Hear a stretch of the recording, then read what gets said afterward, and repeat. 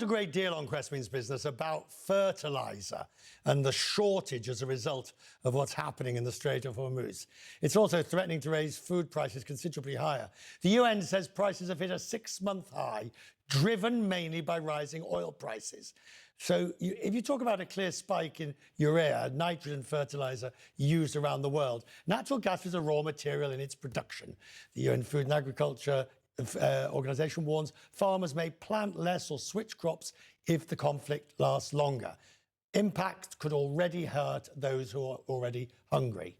I'm joined now by Mike Penrose, the former CEO of Action for Hunger, and he's now a special advisor to the government of Ukraine on its Food from Ukraine humanitarian program. Mike, first of all, one of the things we are discovering is something that you will always have known. Fertilizer is exceptionally important. Absolutely. For the volumes of food that needs to be created to support a globalised market now, fertiliser is essential. And when fertiliser prices start creeping up, everything creeps up. Every commodity creeps up in price. Right, but if that's the case, so you've got these large aid organisations going and buying either commodities or finished products, and they're buying them centrally from governments, from major organisations, major commercial organisations. Some is donated by governments, so the US government has a big programme doing it. Some of them they buy from spot traders. Places like Turkey and Egypt have big markets in this. But the problem is only really big agro industry can sell into it. Right.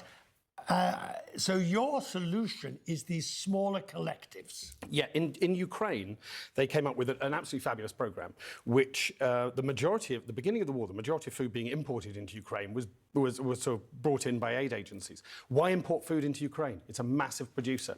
So what they did is they collectivized small processing plants and farms, and this program's gone from being a small-scale sort of farmers collective to providing 80% of all food aid in Ukraine. 80%. This goes against everything that we've ever been told about the need for centralisation, size and scale, the advantages of that. Well, different areas can have different problems. So in certain areas, people use cash and then use the markets to provide the aid. But when you've got places like Sudan, 40% of the population is in critical food stress. If you just give cash to people, prices go up, and with fertiliser, prices are going up anyway. So how realistic is it? Because Ukraine is it's a very sophisticated environment that can put in place these things and can manage them. Yes. But other parts of the world, can they do likewise? They can, I think, with assistance and cooperation. And that's so the Ukrainian government and the Rydne Food Consortium, which is this consortium in Ukraine, what they're doing at the moment is putting hubs into Africa. And the idea is anything that can be sourced locally, they'll use their expertise, their agronomic expertise to help centralise and collectivise that. What happens after it's been grown, collectivised, centralised? It then has to go into a much larger market, a much more large commodity market. And you turned up with I've got this, into a market that's vast. How do you manage that? Well, firstly, we're 15% cheaper. We work on spot at the moment. We've got a first contract of stuff going into Gaza. We've got others, so we can actually come in cheaper. But also, because the majority of aid is funded by people with purpose, who want the money to work better, when we can offer, rather than it just going to some spot trader in Turkey, that it can create, if we get 10% of food aid budgets, 8,000 jobs in Ukraine, 25% tax yield for the Ukrainian government, it makes the money work harder.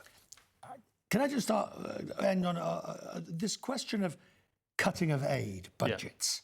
I was listening to the debate in the UK Parliament recently where aid has been specifically cut and defence increased. Yes. And that's not going to change, and it's going to be replicated elsewhere, particularly when you see, for example, the US, the president has come up with a $1.5 trillion defence budget today. Absolutely. How devastating is this? It is devastating at the moment, and that's why this programme works well. Because at the moment, you used to have $10 for Sudan, $10 for Ukraine. Now, if you've only got $10, you can help Sudan by spending it in Ukraine and allow tax revenue and revenue into Ukraine to help them cut their aid dependency. So grateful. Thank you very much indeed. Thank you, Richard.